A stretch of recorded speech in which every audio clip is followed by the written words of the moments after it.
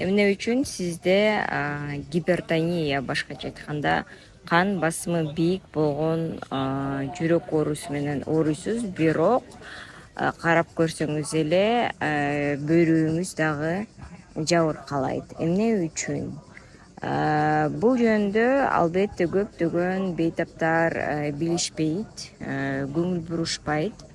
Эгер сиз өзүңүздүн гипертонияңызды контролго албасаңыз жана сиз убакыты сааты менен дары дармегин ичпесеңиз, дарыгерге барбасаңыз, ошол себептен давленияңыз бийик болгондуктан бөйрөктүн дагы давлениясы көтөрүлүп, эң бат убакыттын ичинде сиздин бөйрөгүңүз отказ берет. Демек, хроническая почечная недостаточность деп коет.